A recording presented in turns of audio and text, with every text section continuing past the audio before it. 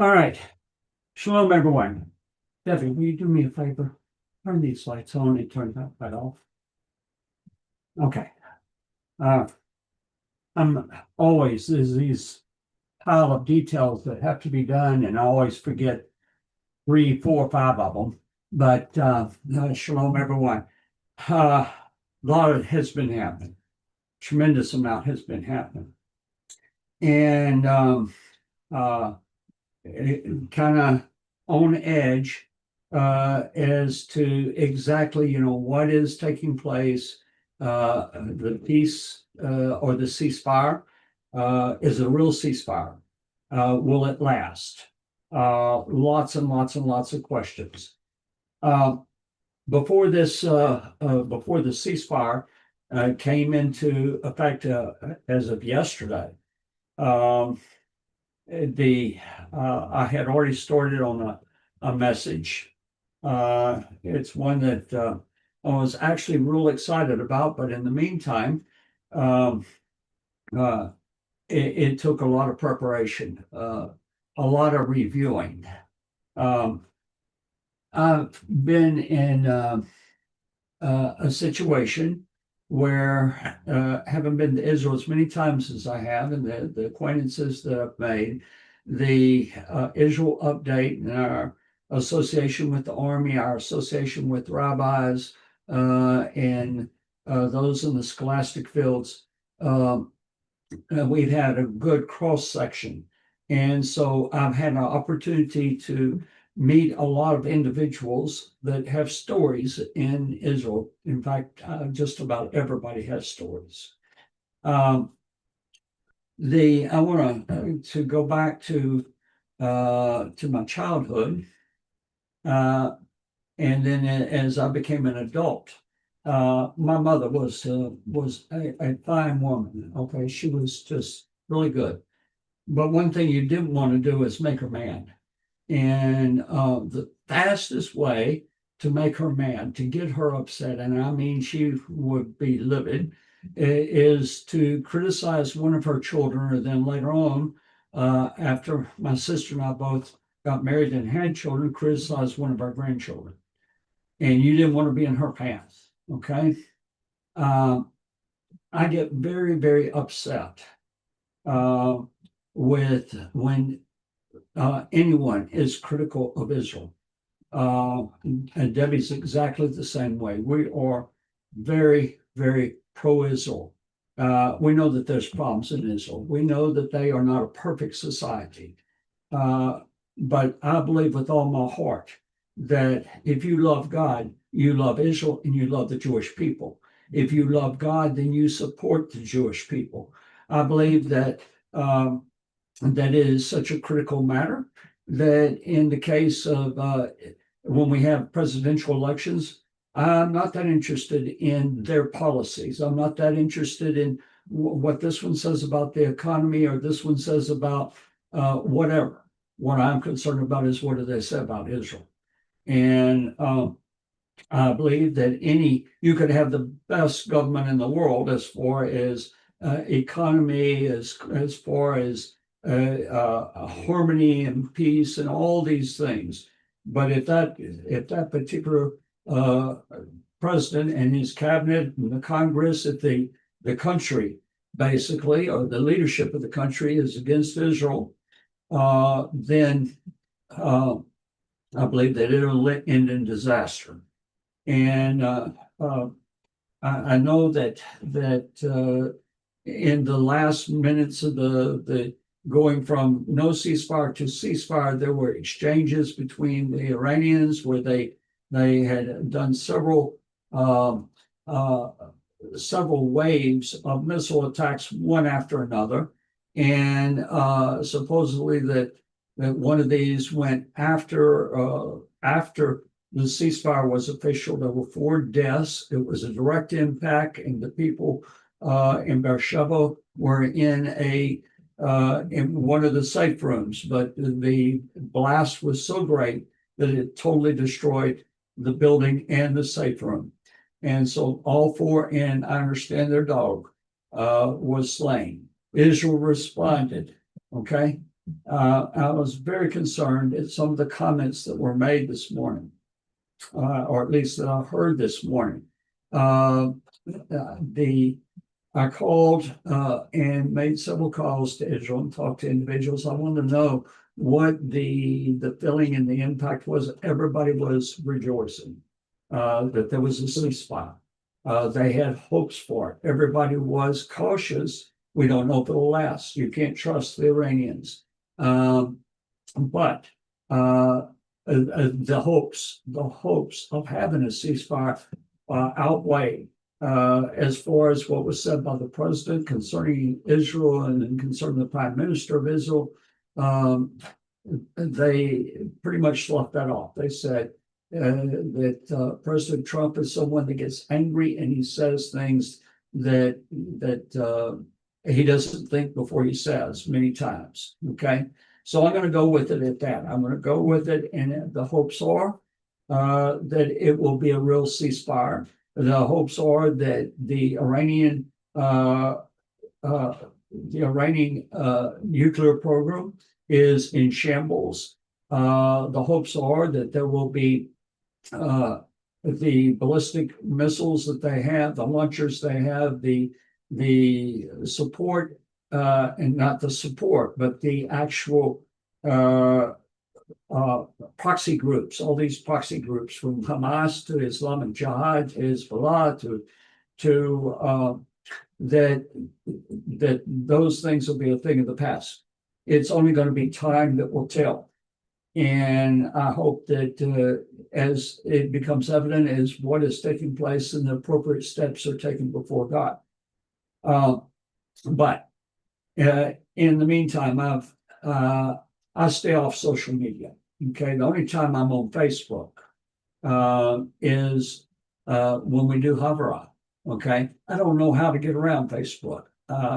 If I have to go to Messenger, Debbie has to show me how to go to Messenger. Now, she might show me today, and tomorrow it would be out of my mind. I would have to go back to her and say, okay, I need to get a Messenger. Somebody send me a message that I look at. And usually I don't even know if somebody messages me. I am one that is born out of the century that he should have been born in. So at any rate, I hear comments that are made on the news media, most from the left, but even those that were considered conservative, like Tucker Carlson and many, the legions that are coming against Israel in their comments, in their posts that they're making. It's like somebody spoke bad of me or my sister or any of our children to my mother. Okay, it is something that I get really bothered. I might not show it that much, but I am deeply bothered, and I'm also offended. And one of the things that runs through my mind is how on earth could the comments and a lot of these come from, not all by any means, but a lot come from a Christendom and from the pulpits. Okay, a lot are going to be broadcast over those Christian networks and so forth, that God has put aside Israel. God turned his back on Israel. That one of the things on the last trip with Yael, she and I were flying back. Debbie had joined us late, and she was on a different flight from us. But we were flying back, and she had posted a picture of a kosher McDonald's French fries, and the kosher McDonald's they have, instead of the red, the classic red and yellow, they are blue and yellow, and that tells you that it's kosher. And she posted that, and she got thousands of people responding to her. But a lot of the responses were very anti-Israel, very free Palestine and all this. And this was back 2019. Certainly not what we're seeing today, which today it's rampant, it's everywhere. And all you've got to do is, no matter which platform you go to, post something positive about Israel, and you're going to be slammed with all types of anti-Semitic comments, slogans, profanity, everything that you can imagine. At times we have where individuals will get on here Gabriel Gallegos, Victor Schultz, they will watch and then they will block someone that comes in. Okay, so one of the things that I want to do is this idea: has God turned his back on Israel? And I believe with all my heart that God, very much, the very fact that there are Jewish people alone, okay, outside of Israel. We're not going to get to Israel yet. One of my favorite comments was by one of the prime ministers of Great Britain during the 1870s and 1880s when he was prime minister. He served for 2 terms, and Queen Victoria was the Queen of England. And I looked last night to see if I could find the date that he made this statement, but I never was able to discover that. But she asked him, "What evidence can you give me that there is a God?" And his answer, he said that he thought a moment and he said, "The Jewish people." Now you have to remember, this is in 1870s to 1880s. There was no state of Israel. The Jewish people were dispersed around the world. They had been through every type of persecution down through the ages. I mean, we could go through the various empires: the Egyptian, the Assyrian, the Babylonian, the Greeks, the Romans. Then we come to the Byzantines, and we have all of these mass deportations. We have where the Jewish slaves could be bought cheaper than a loaf of bread. We have, as we go forward, we have the Crusades, where the people actually were taught and believed in mass that they would have less days in purgatory by killing Jews and burning synagogues and so forth. We can go through, the stories. We have the Spanish Inquisition, we have the pogroms, and all of this is before and during the time of Disraeli. In the 1890s, we had the start of the Zionist movement. And in World War I brought great change. And Jews began returning back to the land. For the most part, these were secular Jews, not religious or observant Jews that were returning, but they were fleeing out of Russia, out of Poland, and going, in many cases, walking from those locations all the way to what was then called Palestine. There are many, many stories, many hands. Many times you can see the hand of Hashem. And then, of course, we have the Balfour Declaration, the incoming of the British. We have what is called a secret war against the Jews that was being conducted during that period and going forward, and still is going on to this day. But there will be many, many incidents that you can search out, and you will never run out of various stories that are definitely, literally, the hand of God. Okay, so in our day and time, we have seen the Holocaust. Well, not so much in our time, maybe a few, But I came in right after the Holocaust. I was born just as Israel was becoming a nation, or immediately after it became a nation. And there were many, many miracles that occurred even during the midst of the Holocaust, of how various ones escaped, how various ones survived.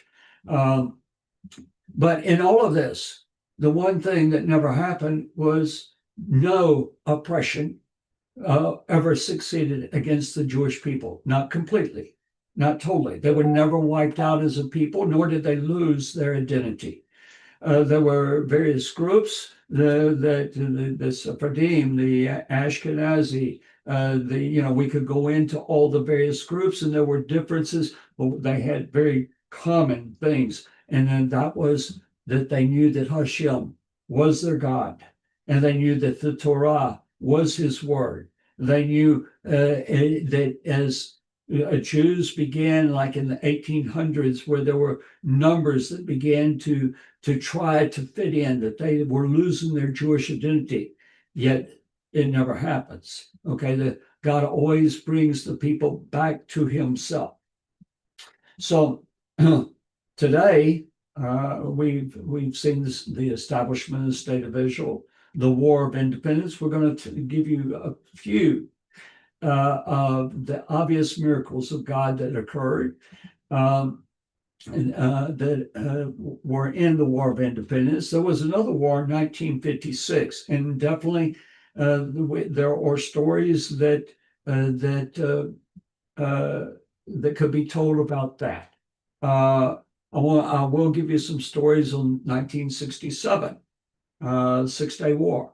Also the 1973, the Yom Kippur War.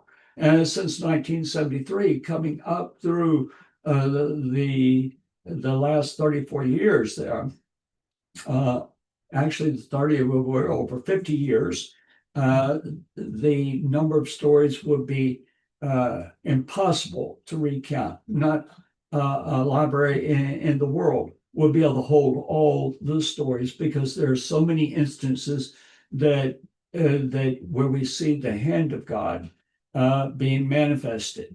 But I'm not going to cover those. From 1973, we'll go into the present situation that started on October the 7th in 2023. The war with Gaza, the war with the Houthis, the war with the war with Hezbollah, and now the war with Iran. Okay, we have all kinds of things that are happening in the college campuses, the riots. We see the keffiyeh, we see the Palestinian flags. Now we see the Iranian flags. We see violence that has erupted, and with deaths right here in our country. But I want to go ahead and get into these, because it's going to take, I don't know how far I'll get. I've got a number, and then some of these stories are somewhat involved. But I found, I did a search in the last few days on miracles that occurred in the War of Independence. And I was amazed. I had to go through and select just a few. But I have heard, I don't know how many times, where people say, well, God never endorsed the modern state of Israel. It's a secular state. It has nothing to do with God, and so forth and so forth. Okay. I believe that our steps are ordered by God.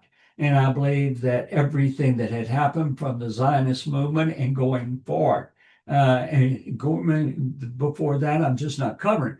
But the Zionist movement was actually a hand of God. It was a movement of God. And that the right people, the right situations, the right circumstances were all compiled together to bring this about. And yes, it was primarily started as a secular state, but God is directing the path. His ways are not our ways. His ways are higher. He has to bring the people to a point where he will reveal himself as we go. Now, I found this tremendous article that lists off a number of miracles. I want to read their definition of what a miracle is. And it says, we will point to three means of identifying divine intervention. And here they are. I love this. Incredible timing, astoundingly foolish decisions on the part of our enemies, and events which occur against all expectations. Now, I'm not going to read the rest of this, and I can't even tell you the rabbi. I had read so many articles and printed out so many articles. I got lost in that and I didn't get his name. But one of his reference point is the book of Esther. And Esther is a fascinating book full of prophecies, and they're hidden prophecies. I like to remind you that at the very first of the book, like in chapter 2, this is where we meet Mordecai, that we meet Esther. What does Mordecai say to Esther? She's going to be taken, all the beautiful young women are being gathered to the king. And what is his instruction to her? Do not reveal your race. Do not let anyone know that you are Jewish. Okay. Why? Why was that concealed? Because there is a story that's going to be revealed later, and it has to deal with, this is part of the downfall of Haman. Okay. Haman has no idea she's Jewish. He has picked a poor enemy, a rich enemy, but a poor choice of an enemy that he is unaware of. Okay. All right. Now, I'm going to show, let me start up my projector. I have no slides tonight. Okay. On purpose. I just wanted to do this way. I'm going to show some sources.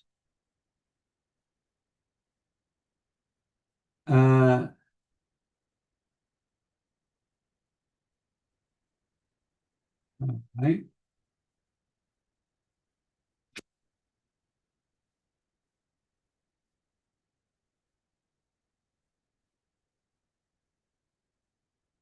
All right. Apparently my projector's not working. Okay. We're not going to worry about that. We're going to do it the old way.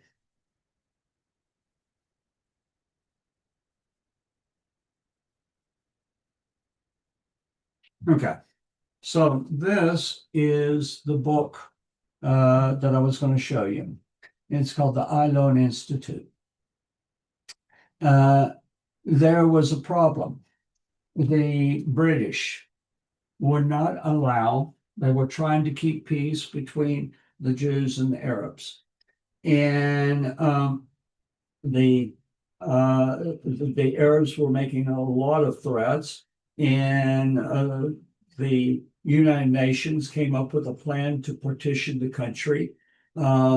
The Arabs had declared that once that if Israel became a state, that they were going to attack and totally destroy the state of Israel. Well before May 8th, 1948, which is the Julian date of when the Declaration of Independence was declared in Tel Aviv,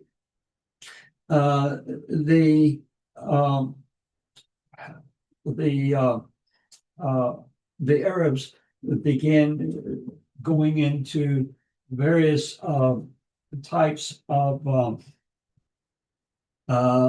attacks on Israel, okay, on the Jewish people. Now,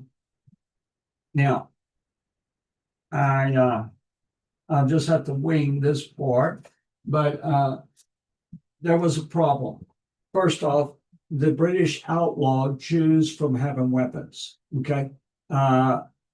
The Arabs, that wasn't the case. The Arabs had an abundance of weapons. Now, we're not talking about the Egyptian army. We're not talking about at this time the Syrian army or the Jordanian army. What we're talking about is Arabs living in the land had weapons, and they were marauding, they were attacking the various settlements. Okay, this is before independence was declared. Another problem was that the British would arrest and even hang anyone that was working against the British and to get the British out of the country. There were three groups that were organized. One was called Haganah, with the fighting arm of the Haganah known as the Palmach. Then you had the more extremist group, Irgun. Yitzhak Rabin was a Palmach leader, whereas Menachem Begin was in the Irgun. You had another group that was called Lehi, which was known by the British as the Stern Gang. They were the most radical of all three. At times, these groups conflicted with each other. They were very opposed in how they saw to handle the problem of the British, as well as deal with the problem of the Arabs. One of the things that they had was, how are we going to defend ourselves without weapons? What are we going to do? And even if we had weapons, we need ammunition. Okay, so they came up with a plan. And this book, I'm going to show the book a little bit more. It's called the Ayalon Institute, Ayalon, Ayalon. This is the Valley of Ayalon. Okay,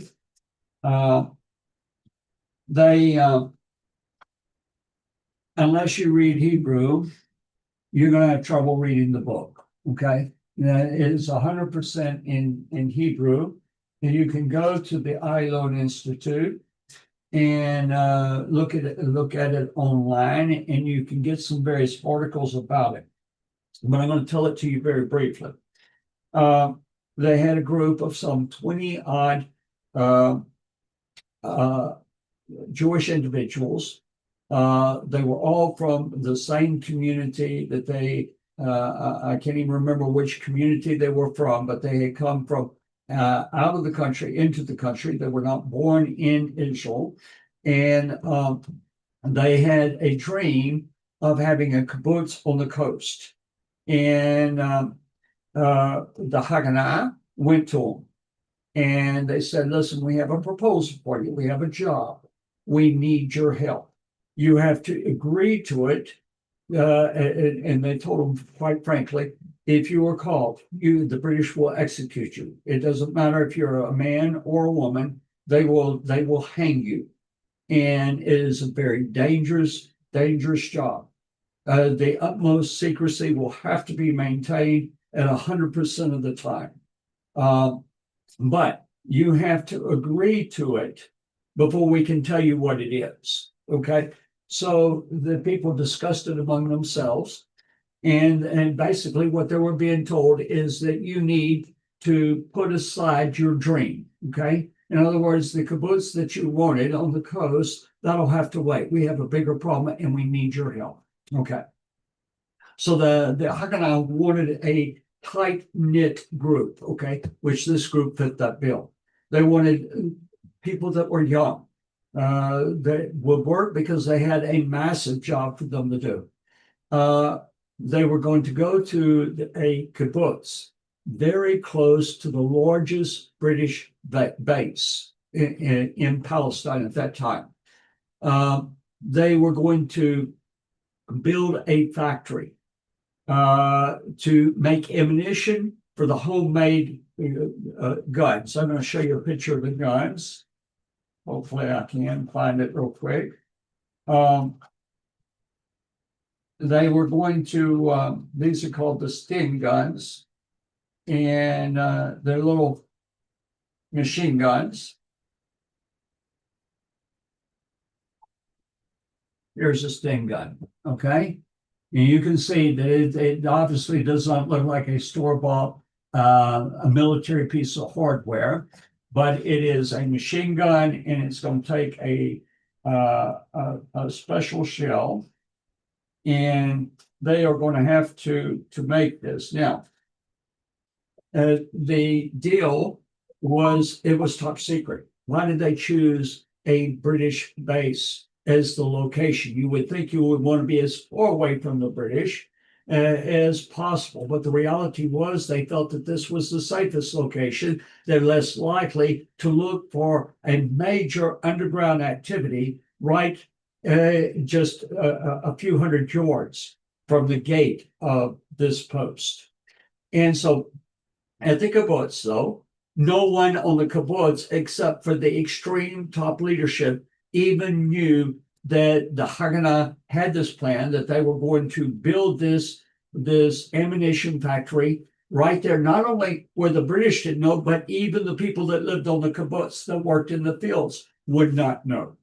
And so I'm not sure. I've been there a number of times. Fascinating place. But I want to show you right here. Let me hold this where over on this side is a bakery, okay? And it's got a huge oven, and you'll also see that there's a chimney here. Now, the chimney was necessary because these machines are going to put off an exhaust. And so they had to vent that exhaust, and so using the chimney for the bakery. Let me see if I can find another picture.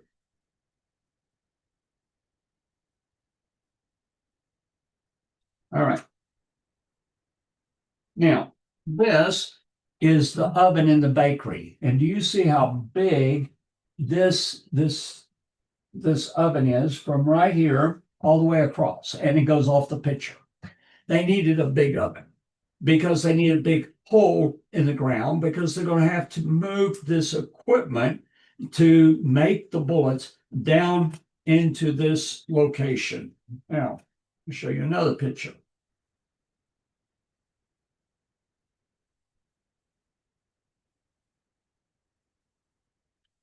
See if I can find a good one.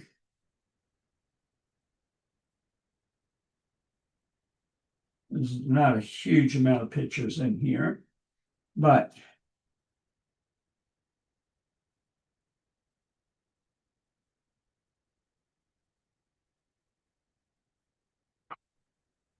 I really regret that my projector is not working. It was working yesterday, but not today. Okay, so I'm going to hold this here, and you'll see, and let me move this over, and they have some really big size equipment. Now, the story of the equipment, first off, the British, if they had ordered equipment that is going to be used in the manufacture of arsenal of any kind, the British would have been right on top of it. They would have confiscated it when it was brought in. They knew that wasn't an option. So they had a man that was part of the Haganah that had a photographic memory. He goes to Czechoslovakia. He purchases a factory that makes ammunition. Then he personally disassembled each piece and by memory remembered how to put it back together. Okay. They smuggled it in piece by piece. So they are collecting all these things. Some of these are pretty big. So they had to be very ingenious in how to get them in. But once they got it in, they're going to build the factory underground. Okay. And so they have like 10 foot of concrete to keep the noise down. They bring in through through the bakery, they move the oven, and they're able to get this very large equipment down in here. Now, you can't move the oven back and forth. It was on tracks, so they could move it. And if they had to bring in more equipment, they had to do something to the equipment where they've got to take it out, and possibly it had that option. But it's not the location where they can enter the workers and the workers can exit. And so they have on the across from it, right over here is a laundromat. Okay. And so the laundromat, in between, you can see they hang clothes and everything. This is in between the two locations. And I want to show you a picture here coming up. All right. Do you see this? This is an ancient washing machine. And so that washing machine, you can punch a button and the washing machine will swing. The whole floor just swings. You see it's on a platform, and that platform will move to the side, and there is a stairway going down or from the bottom coming up. And that's how people came in and went out. But they had a problem. The kibbutz doesn't know anything about it. Why don't they know anything about it? Because if the British found out, they would arrest, send to prison, at the very least, if not execute many of the people of the kibbutz itself.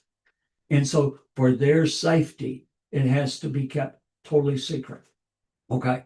So they produced a tremendous amount. I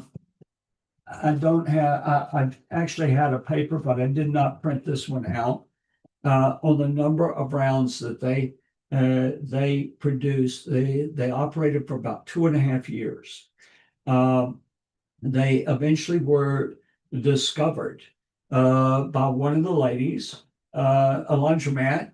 She had a baby that was a toddler size, still in diapers, and he had messed in his diaper.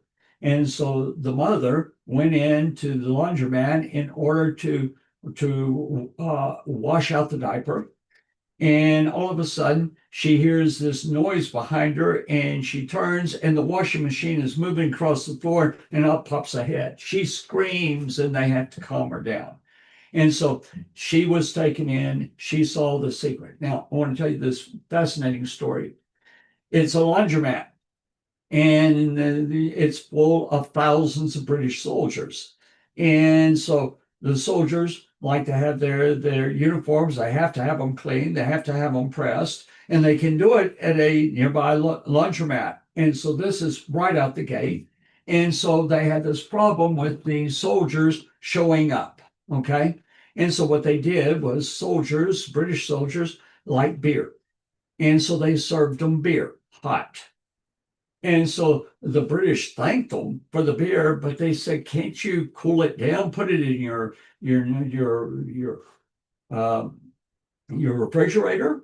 And they said, "Oh, we're so sorry. We're right at capacity. We don't have any rooms in our refrigerator. But if you'll do this, if you will call us when you're coming, about 30 minutes or so ahead, we'll put the beer in the refrigerator and cool it down for you." The British never failed to call. Okay. And that avoided that episode. Now, was this the ingenuity of the Haganah? I mean, it's absolutely brilliant. Or was it the hand of God? I think that God gave them the ability to be able to see, here's what we need to do. We're going to think out of the box. And God reveals his paths, especially for the Jewish people, in unique ways. Okay. He'll have one that he'll think, "Oh, it was my idea, this is the way to do it." But it is not something that let me go back to this. It would fall into the category that events which occur against all expectations. Now, if this were a singular event, I would say, yeah, maybe somebody just was super smart and he figured it out. But just in the War of Independence, the similar episodes makes me say no. God was giving them this wisdom. I mean, if you look, I'm going to give you some statistics here. And this, I apologize because I've got statistics in this one. Now this started in 1947. Okay, they started producing the ammunition and they were preparing, and virtually they would have been wiped out if they had not had the Sting guns and if they had not had this supply of ammunition. There's all kinds of stories of how they dispersed it, hid it, and they never got caught. Okay, but the on April 1st, 1948.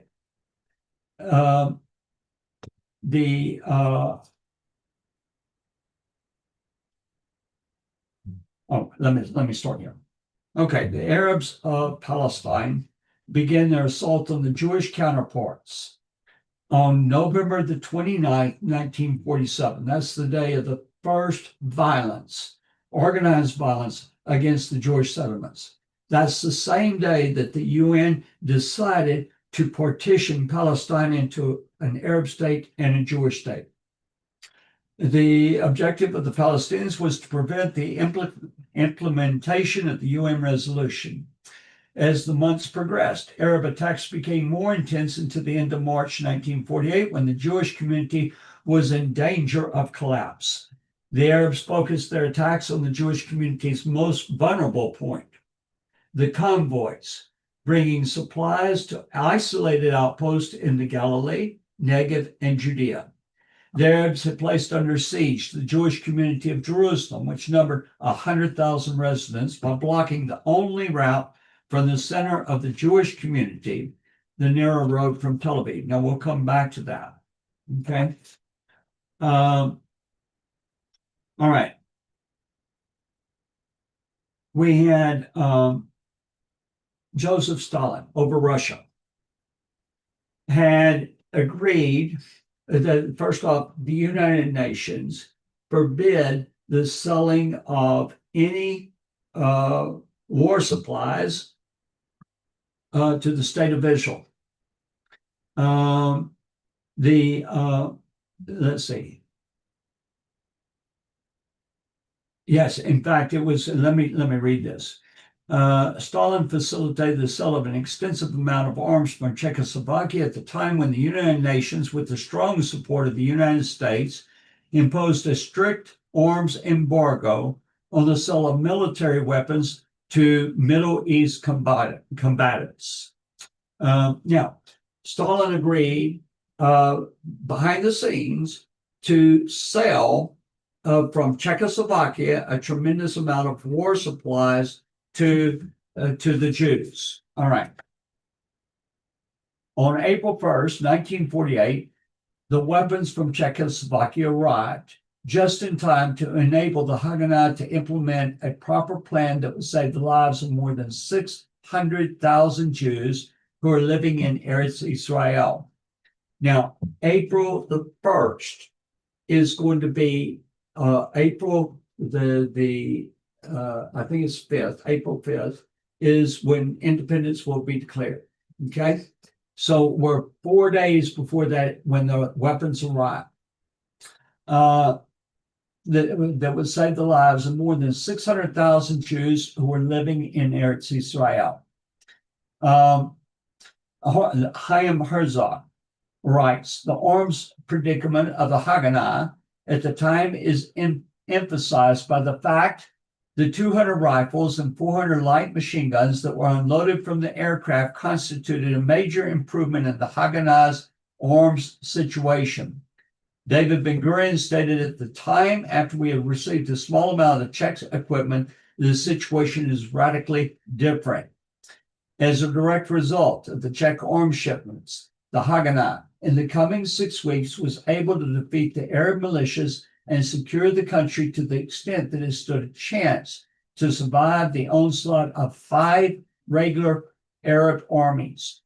Moreover, the flow of Czech arms during the beginning months of the Arab invasion enabled Israel to deflect the Arab army's invasions and eventually win the war.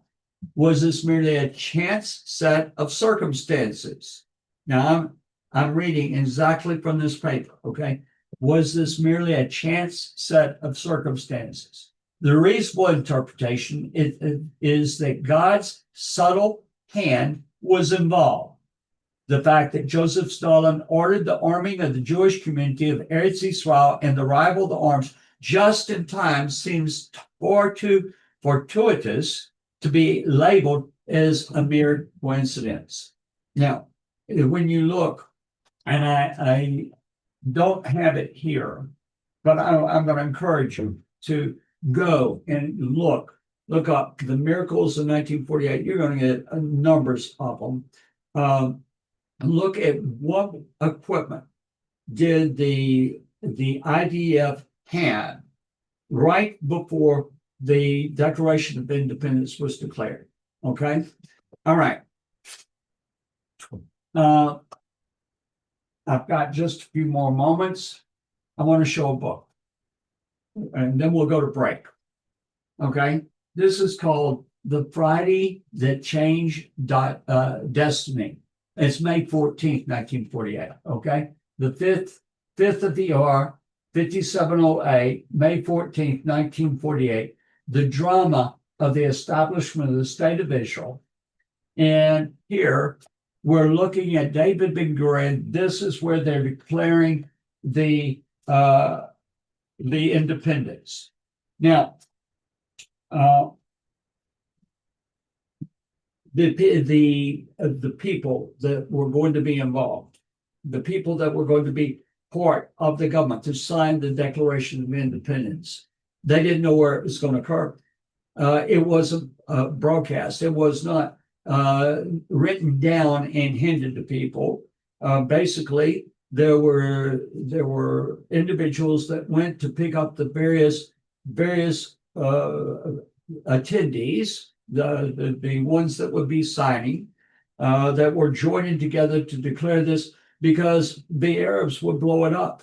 They were expecting the moment that they declared that there would be an air attack.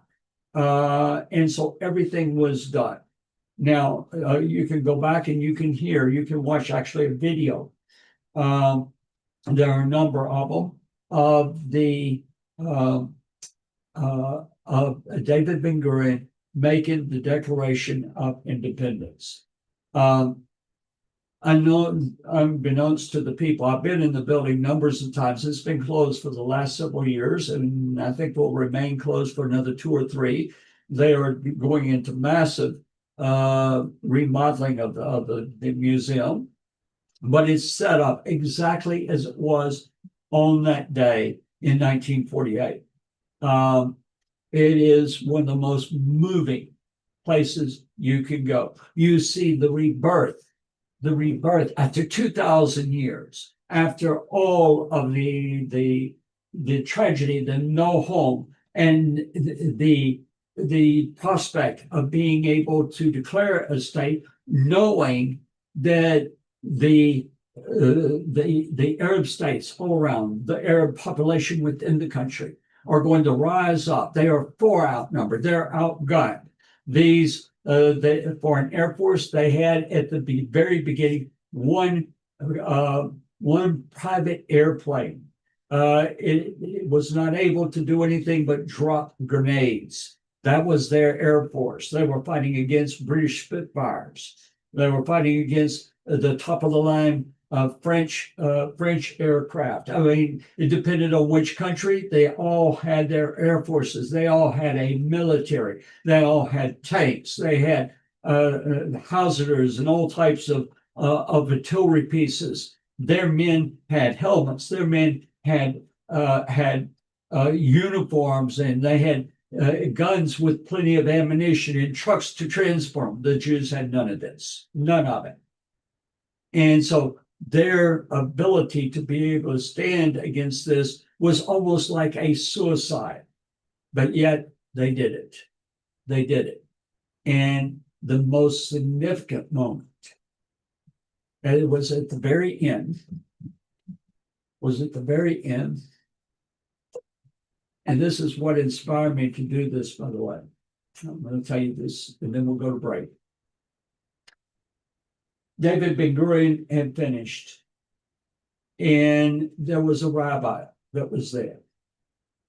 And the rabbi stood and he started reciting the Shehekianu. Baruch atah Hashem Elokeinu melech haolam Shehekianu Veki imanu Vehikianu Lazman hazeh. Blessed are you, Lord our God, King of the universe, who has preserved us, kept us alive, and allowed us to reach this season. When the United States attacked Iran last Saturday night, Bibi Netanyahu did a broadcast, and he told the people what had occurred, that the attack had been done, and he finished it with the Shehekianu. And that's why I wanted to do the hand of God. The hand of God. Because we forget. We get caught up in everything and we forget. And I want to show the miracles. I don't know how many I'll get through. But if I don't finish all I've got prepared, then we'll do more next week. Because you need to believe in the hand of God. For me, it inspires me. It inspires me, and I look, I wait, I expect that God will be with me in any situation I'm in.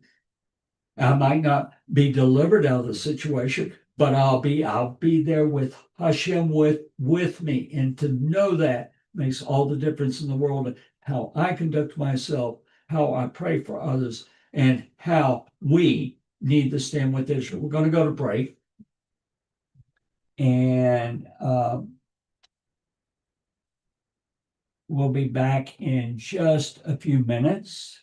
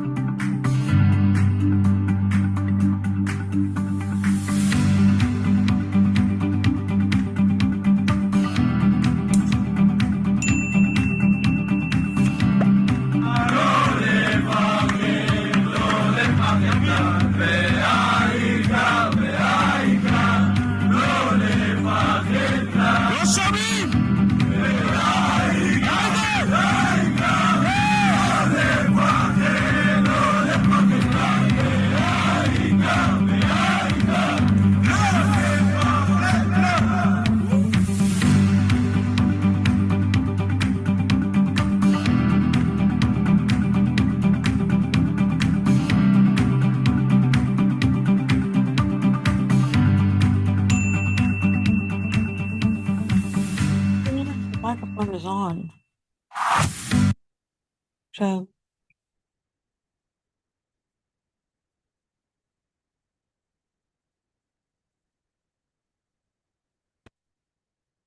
All right.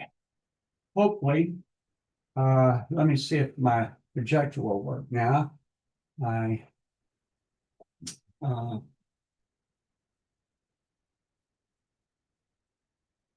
well, I'll be able to show you some pictures and things as we go. I want to show you a number of books.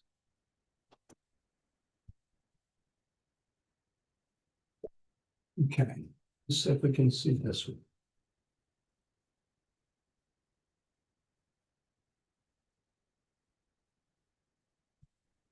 Nope, projector's not gonna work.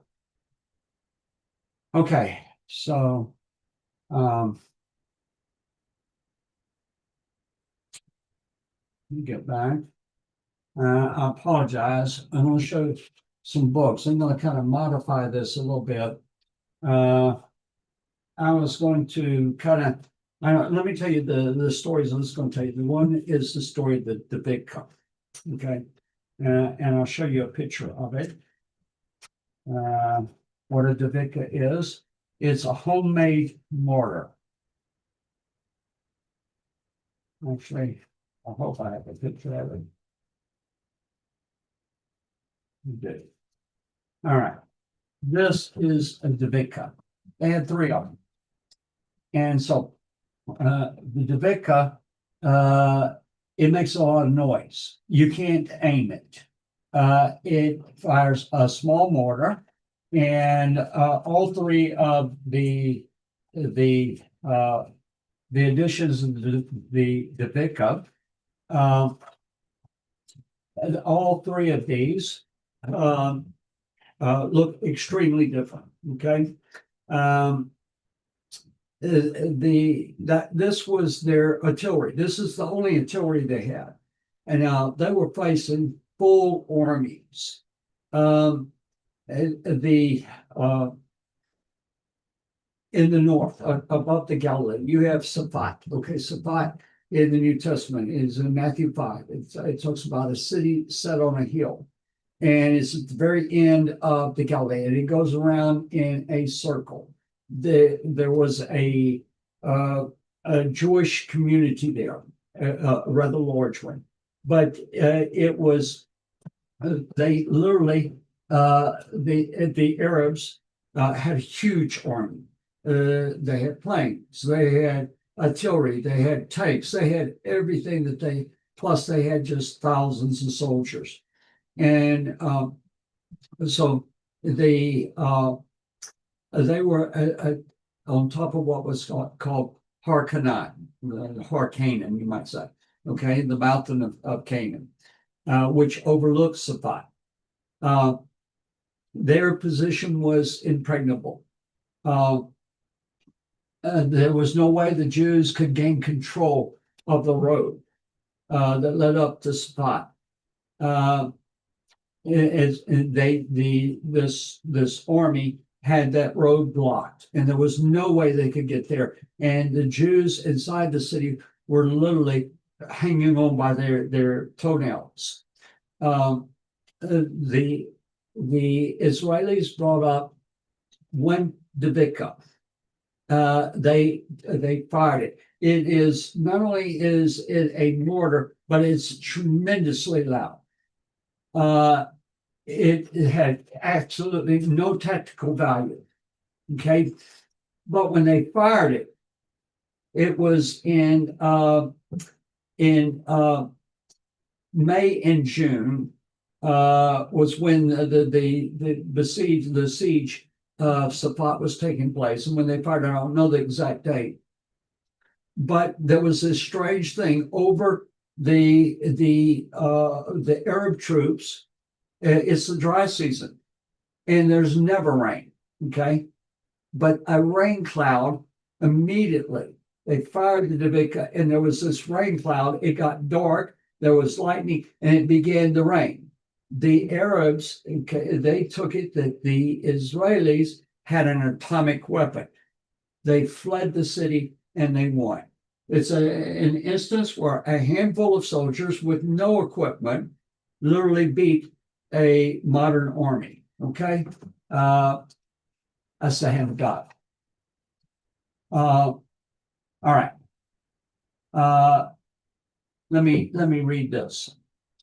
The Davidka, a tremendously noisy mortar that was extremely inaccurate and of little tactical value, nevertheless, it helped the Israelis capture Safed during the War of Independence in 1948 when the Arabs mistook it for the atom bomb. Even as Israel declared its statehood on May 14, 1948, 5 mechanized Arab armies invaded. The Jews had only 35,000 fighting men, no air force except for a small training plane out of which the pilot dropped a grenade. Only 6 tanks. The Egyptian army alone. By the way, these tanks were from World War I, not World War II.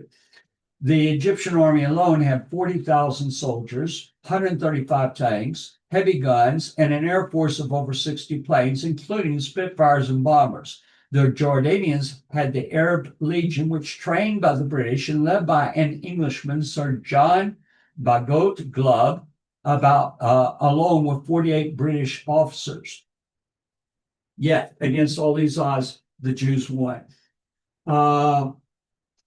This comment here, it says, yet against all odds, the Jewish fighters won. Many of the pitched battles became epic and smacked of the miraculous. All right. Let me go. I'm going to show a book. I hope. It got misplaced. It's on Yad Mordecai. Okay, Yad Mordecai is a kibbutz. Here it is. Okay, so this is called the 6 Days of Yad Mordecai. And let me see if I can give you the author's name.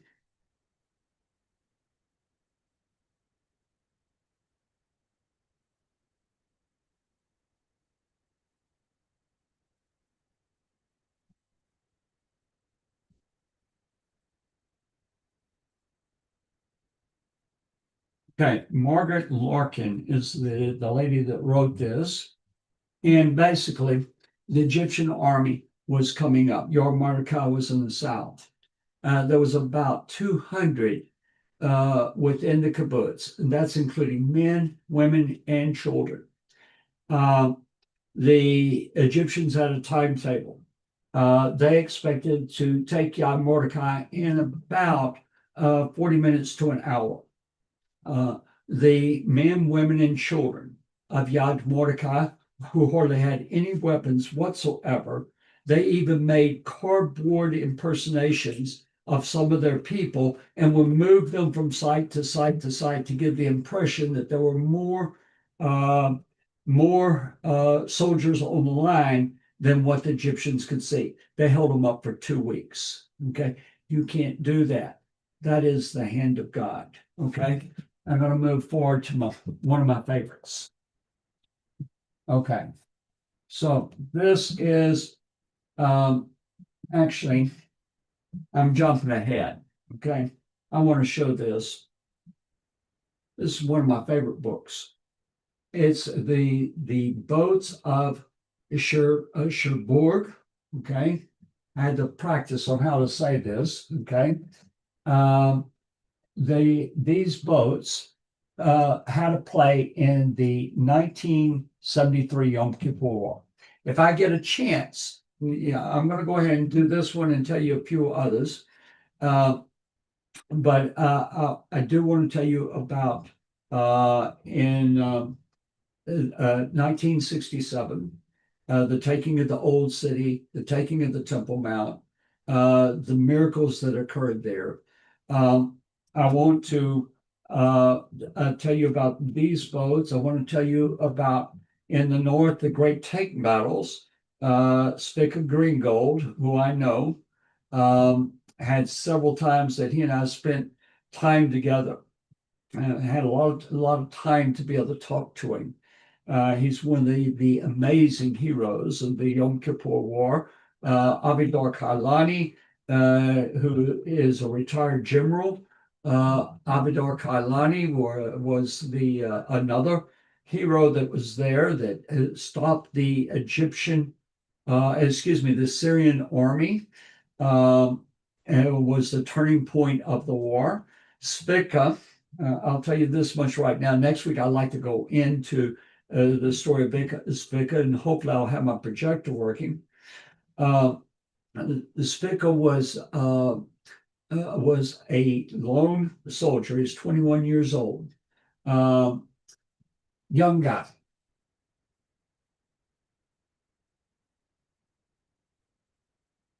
He was from the kibbutz, the ghetto fighters. He had just been raised from the rank of sergeant to lieutenant. This is Spica, right here. Okay. Let me show you Kailani while I'm here.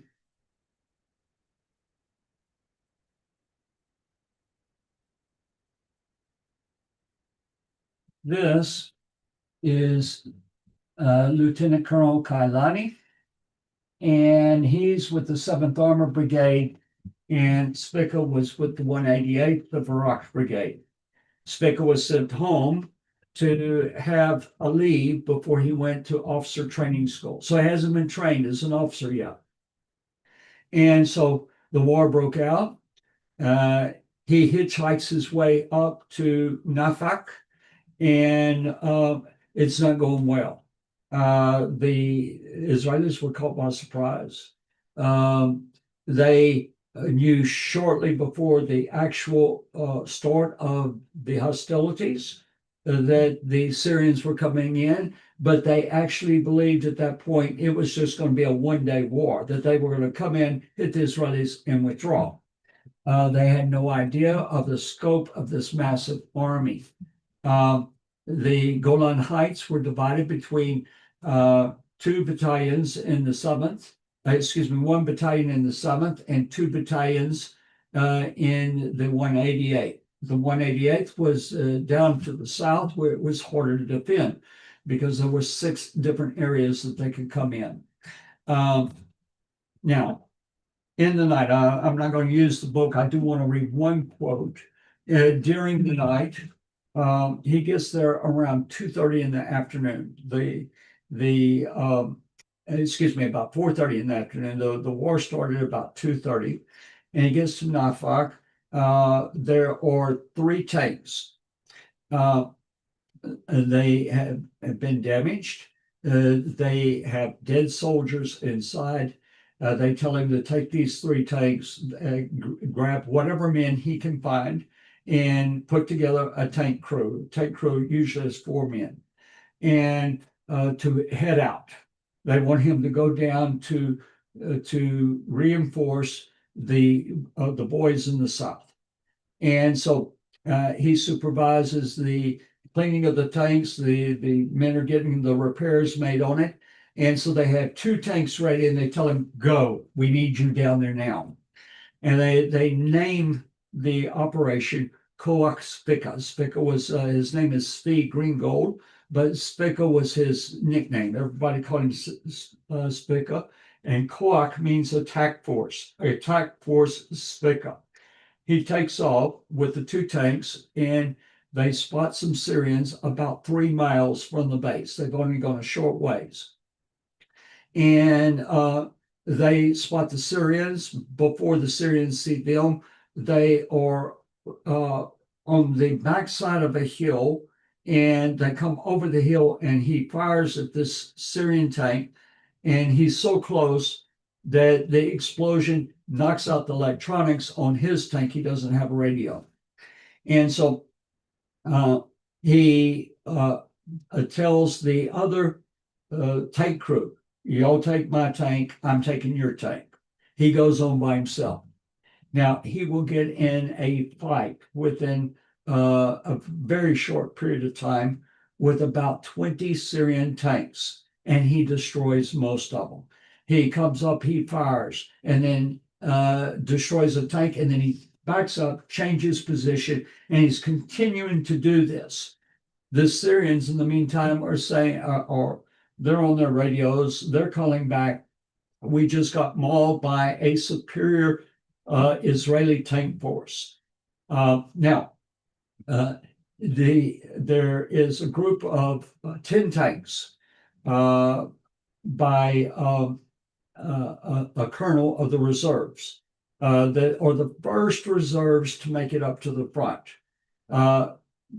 Spica joins in with them. The colonel is now in command, but they still call it Koach Spica. They get ambushed by the Syrians, and Spica is wounded. In fact, his tank was shot by friendly fire, and but only 2 of the tanks survived.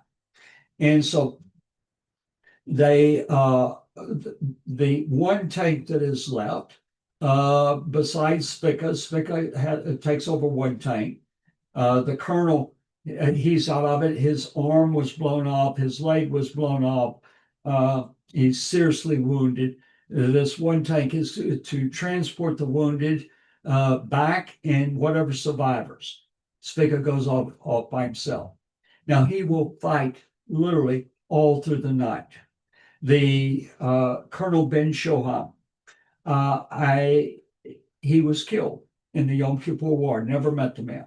However, Debbie and I actually had the opportunity to we were invited to the unveiling of the Merkava Mark IV, which was a very, very, very big deal. And Eti Ben Shoham, Colonel Ben Shoham, was the commanding officer over the Barak Brigade. Eti was his widow.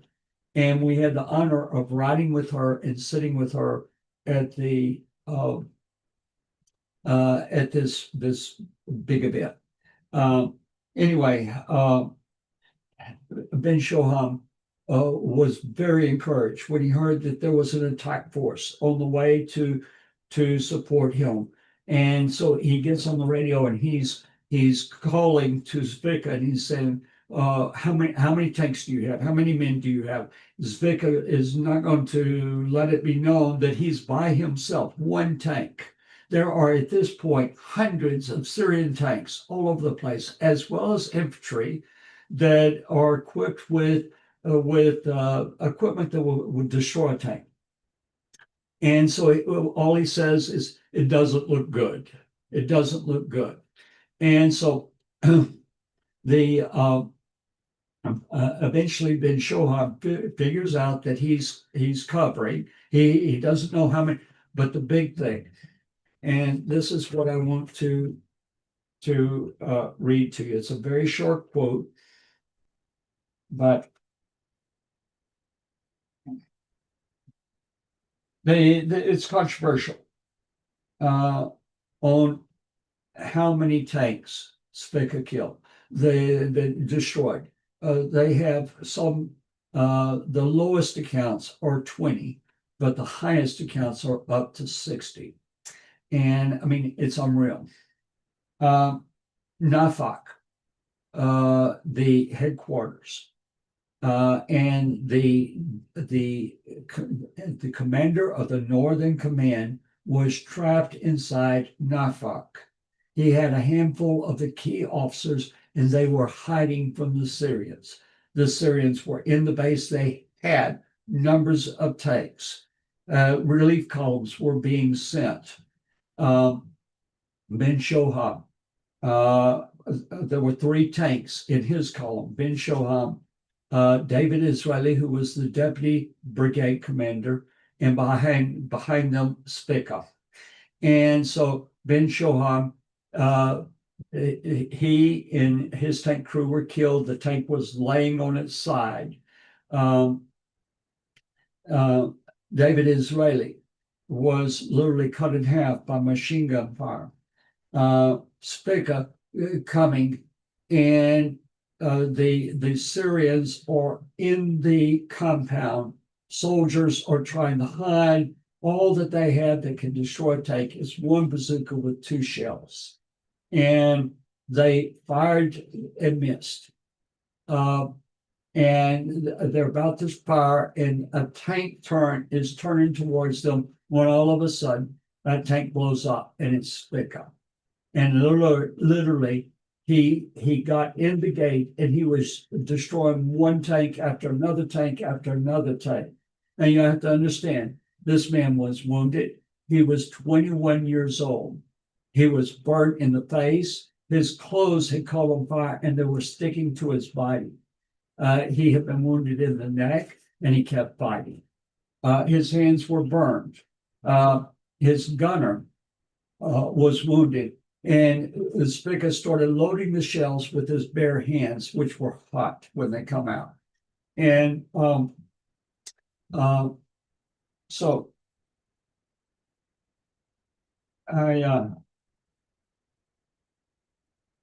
all right, I want to read this quote to you. Here's the big deal. The Syrian army, for some unknown reason, it stopped during the night.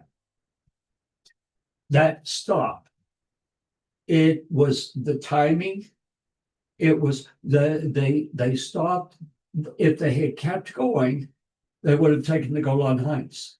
They would have captured the division commander, the northern commander, and Israel would more than likely have lost the war at that point. So this is a book, and I'm going to recommend this. This is The Yom Kippur War. It's by Avraham Rabinovich.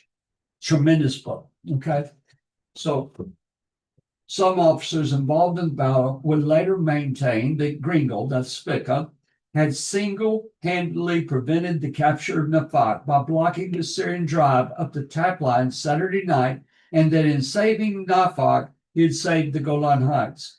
Had the Syrians reached Nafak, they would have trapped Hopi, Eitan, and their staffs in the command bunker. It is not clear, however, whether the Syrians on the tap line in fact stopped because of the unexpected encounter with Green Gold on the narrow roadway or for other reasons. In any event, Green Gold's performance would deservedly win him the country's highest medal.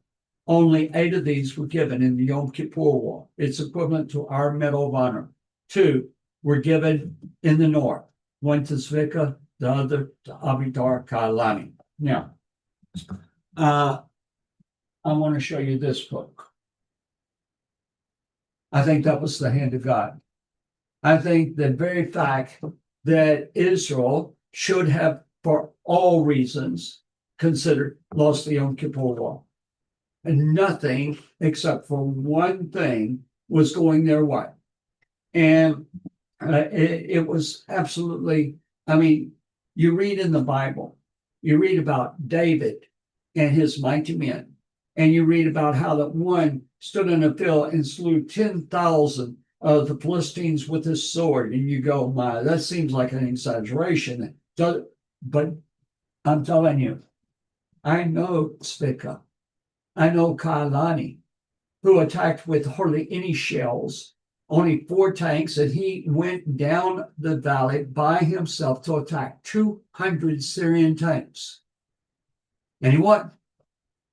He won. Spica survived. Spica became the mayor of his kibbutz.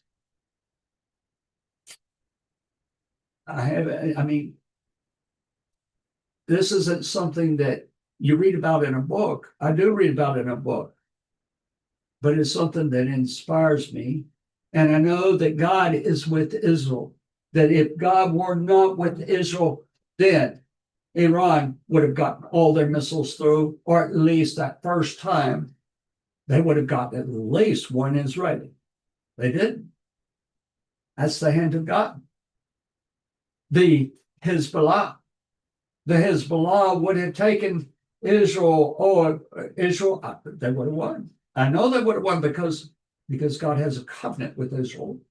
But the idea that they used the pagers, and all of us were, and we went, the Israeli intelligence, their intel is tremendous. It is. But why is it?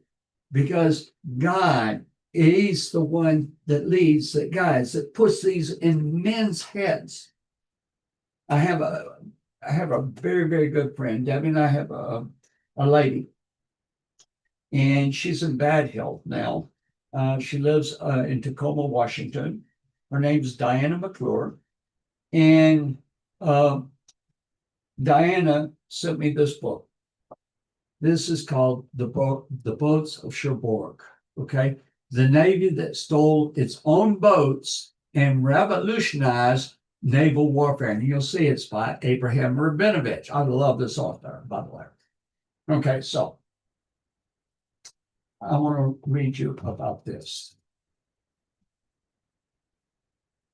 By the way, you can go and for a short analysis on any of this, go to the Battle of Yad Mordecai and just let me just give you the statistics. That's why I have this here. Okay. All right. The battle was May 19th to May 24th, 1948.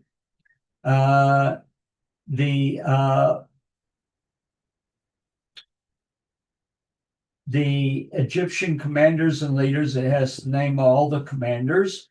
In the Strait, there were 110 kibbutz residents, 20 Palmach from the Haganah fighters. Okay, so I told you 200.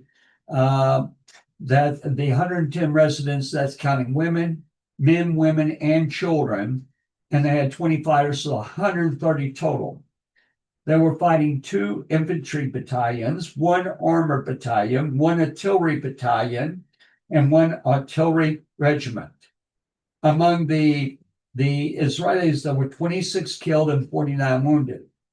Among the Egyptians, there were 300 to 400 dead and wounded. How could a bunch of fighters with basically homemade weapons defeat battalions, armor battalions, artillery battalions, and a battalion, we're talking thousands of soldiers, and they win? It doesn't make sense, but it's the hand of God. Okay, so you can go and read about that.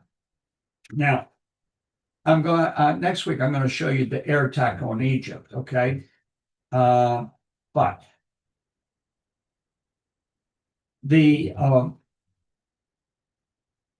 this situation in 1967. Okay, the war, the 6-day war, was started on June 5th, and it went for 6 days. In October of 1967. There was the biggest naval ship that Israel had was a World War II destroyer. And it was sunk in international waters off of Egypt by a missile fired from an Egyptian-owned Russian missile boat. And it devastated. By the way, the size of the Israeli Navy was only about 6 boats. They didn't have more. They didn't have a budget. They didn't have the money to go out and buy even the older ships. They didn't have anything, yet they knew they had to have a Navy. So there was only so much money.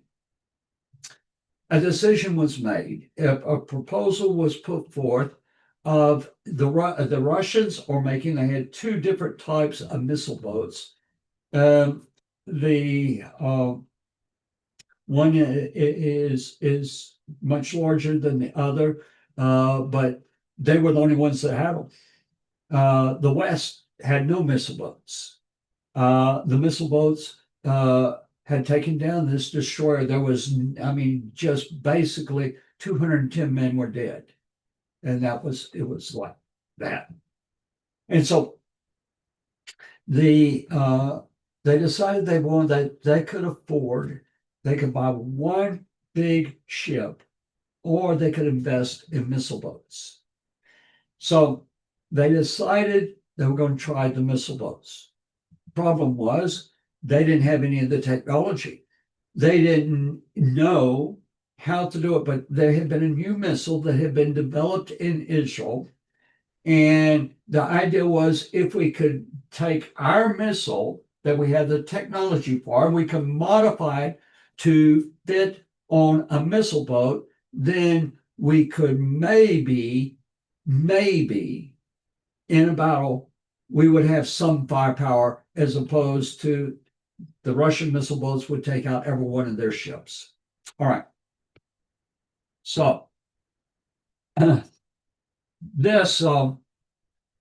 this is from an article, and I looked up the not the title, The Boats of Cherbourg. This again, but I looked up the missile boats, the Israeli missile boats used in the Yom Kippur War. Okay, and lo and behold, I found an article that is very condensed by Abraham Rabinovich. And so I want to read some of this. I had hoped to put it on the thing and be able to read certain parts with you. It says they arrived in Haifa on New Year's Eve, 1970, to Sirens and Lord Krause. Literally, the boats were built in Germany. The Arabs knew about the boats. The Arabs protested. The Germans actually provided the money for much of the boats. But due to the protests, they had to be moved to France, and they found a location, and it was in Cherbourg. The people that were there, they fell in love with the Israelis. They didn't know exactly how the Israelis were going to use them. They just knew that they were boats of this certain size that were being built there. De Gaulle, the president of France, he wanted to move away from Israel. Israel, up until the end of the 1967 war, they were the biggest ally of Israel. But he wanted to get away from that. And so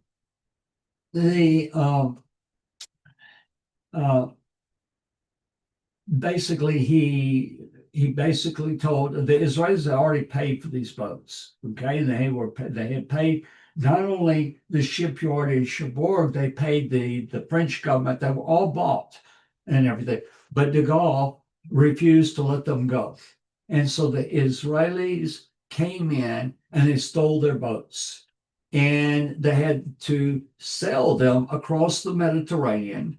They had to refuel along the way. That had to all be arranged and everything. And so they get these boats in, and they are, it's just a platform, okay? It's just a boat. There's no weapons on it. There's no real electronics on it. There's nothing that could be used in warfare. So they arrived in Haifa on New Year's Eve, 1970, to Sirens and Lord Krause, to the public. The Cherbourg boats, presumed to be ordinary naval craft, had accomplished their mission by reaching the Israeli port. It would be nearly 4 years before their conversion to missile boats was completed. Tactical doctrine formulated and crews trained in a new type of warfare. The Israelis had to invent what they didn't know about. Okay, but they didn't want just a missile boat. Now, let me tell you, when they get them completed, this to me blows my mind. They got completed on 4 days before the Yom Kippur War started.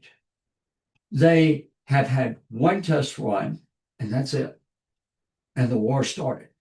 They didn't know if their weapon systems were going to work for sure. They didn't know if they would perform up to expectations. Their crews, well, they had been working on the boats, all this time, and they knew their jobs. They had not been in combat with the boats. Okay, so again, back to the definition, it deals with circumstances out of the ordinary that man cannot control. It deals with the timing. Okay, and so all right, I'm going to read a little bit, and then we'll kind of condense this down. but I like to kind of develop it up when I can use my projector, maybe put some pictures in and show you some of the personalities and some of the events that are happening. Okay. The first time the entire missile boat flotilla engaged in maneuvers together was the first week in October 1973. The boats returned to their base the morning before Yom Kippur, a day before the war's outbreak. That is the timing of God. On the first night, 4 Israeli missile boats engaged 3 Syrian missile boats off the Syrian port of Latakia in the first ever missile-to-missile battle at sea. It never happened before. The Syrians, as expected, fired first. The Israeli sailors watched fireballs arcing into the sky and then descending straight at them. All knew that every sticks fired at an Israeli target until now had hit. So let me repeat that. Every time that one of these missiles had been fired at an enemy by the Egyptians, it had hit its target. The 4 that sank the Eilat, that's the destroyer, and 2 that sank a small wooden fishing boat a year afterward. The crewmen's lives hung now on Zamak's educated guess regarding the sticks. Now, I think this is neat. The guy, his name that was the mastermind behind this, his last name is Samak, which, by the way, you might remember that the term Samak, meaning branch, is the #1 term that is used in the Tanakh. We find it throughout Jewish literature as a reference to the coming Messiah. All right? So the crewmen's lives hung now on Samak's educated guess regarding the sticks. In the final seconds of their trajectory, the missiles succumbed to an unseen force tugging at them and plunged into the sea. The Soviet-built boats and the Arab fleets had no such electronic defenses. Basically, the Israelis had developed something that no one had seen before, that it would cause the missile coming at the object to change course and miss the target. In addition, I'm going to kind of just tell what we read in the book, is they were able, you have one boat coming, and they made ghost what looked on the radar like instead of 1, there were 7. And so pick your target. You can't shoot all 7 with one batch with one missile. And so they aim at one, and through the entire Yom Kippur War, the Israelis lost 0 missile boats.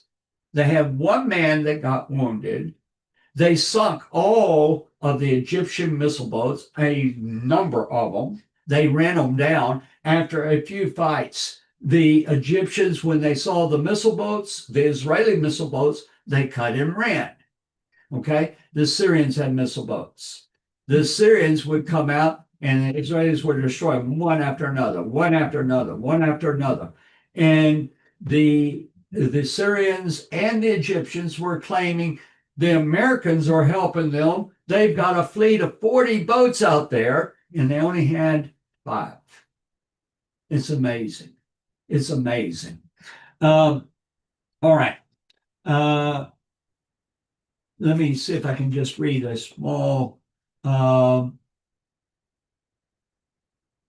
right. Let me read this little sentence to you. The Israeli missile boats, outnumbered and outranged by the Arab missile boats. The Arab boats had double the range of the Israeli boats. The Israelis would have to travel across where they could not fire till they got within a certain distance of the Egyptians of the Syrian boats. Okay, that was a disadvantage for them. The only thing is, every time that the Arabs fired, they always hit a ghost. They never once hit the Israelis.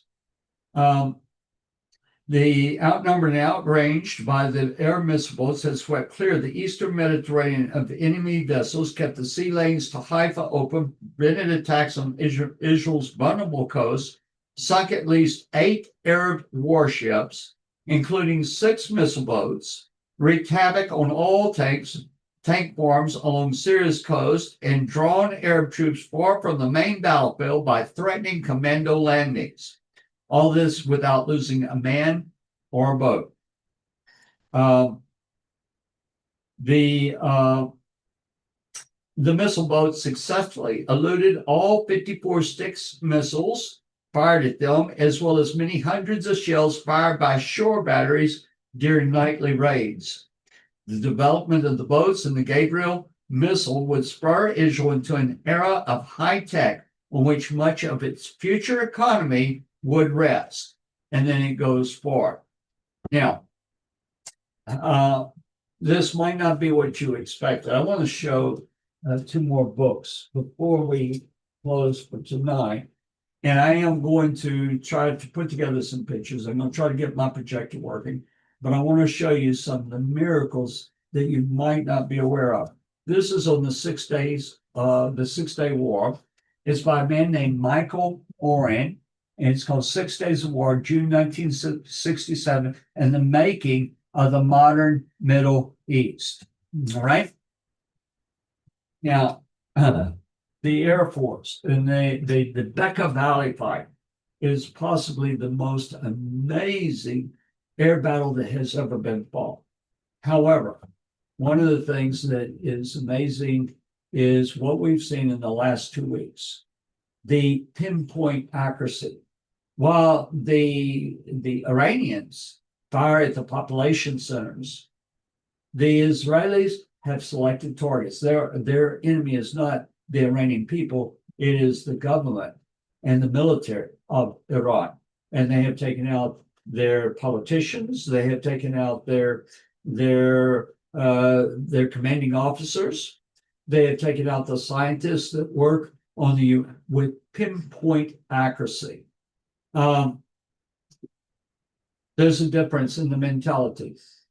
In Israel, you take out your enemies because it's necessary for the safety of the people. You don't rejoice, even when an enemy is killed. I had a friend visiting me the night that I can't even think of his name. The one that was the mastermind of Al Qaeda, the mastermind of the Twin Towers. When he was hunted down and killed by the Navy SEALs, there were people that were dancing in the streets. They had beer, that they were just dancing, and everybody it was a party. Okay. I was amazed that this friend of mine was a lieutenant colonel in the Israeli army, and he was in the States, and he came by to see me, and we were good friends. And he was sad when he saw the rejoicing, because the part of the concept of the Jewish army, the IDF, is that we do what we have to do, and that we work for the preservation of the people in the honor of God. Now, I want to give you a preview of what we'll talk about next week. I want to develop some of these things a little better than I have tonight.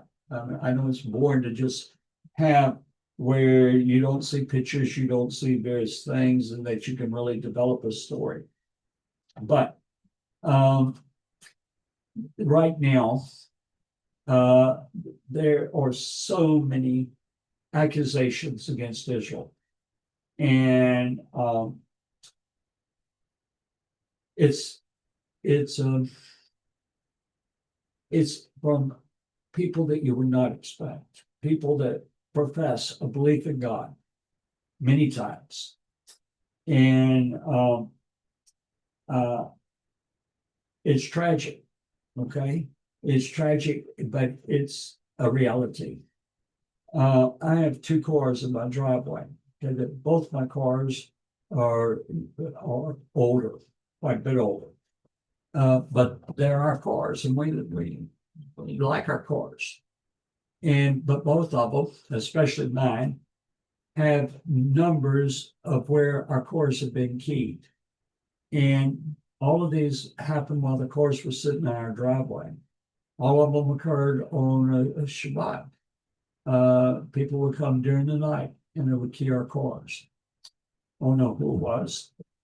But I know that anti-Semitism is here. I know that the idea that that we, meaning non-Jews, have replaced Israel as God's chosen people, and the concept that that the Jews are guilty for the death of Yeshua. I disagree with that. First off, he laid his life down himself, and both Jews were involved, but not the Jewish people, and Romans were involved, non-Jewish people, but not even all of them. Okay, I know that it has been taught and passed down. There are many non-Jewish believers in Yeshua that stand by Israel. CBN has put out some tremendous videos on the 6-Day War and on other things. And then, I mean, there are numbers of organizations. God's Learning Channel, I do an update on Israel every week, okay? Pretty much every week to support Israel. And so I'm not trying to do a blanket thing, but what I'm saying is you need to see and know that God's hand is with Israel. And even when Israel has where a family and their dog get killed at the last moment, God's still with them. Whenever tragedy comes in, and there's tragedies that happen October 7th, 2023, tragedies come in. It does not indicate that God has turned away from Israel, but God, in all these many stories, from Yad Mordecai to the ammunition factory to Zvika and Kalani, and we could go on and on and on and on, right up to just in the last 2 days, and the day before that, God is performing miracles on the behalf of the Jewish people. I want to be on that team, okay? I want to be on that team, and I want to speak loudly against anything that is against the Jewish people and against the Israeli military and what they're doing. One of the things I was going to close on tonight, I'm not going to do it now, but I do want to give you a foretaste of it, is in 1967, the successes of the army were so great that the Israelis, the military, the people, everybody was lifted up, and it became a stumbling block. And God used the Yom Kippur War to again show them it's not the military, it's not how good their equipment is, it's not the fence that will protect them, it's God Himself. And so right now, there's some things going on in Israel that I want to share with you, to tell you about some expressions that you will love, okay? But they're going to give honor and glory to God for everything that is done. Shalom, and please pray for the peace of Jerusalem. Shalom, shalom.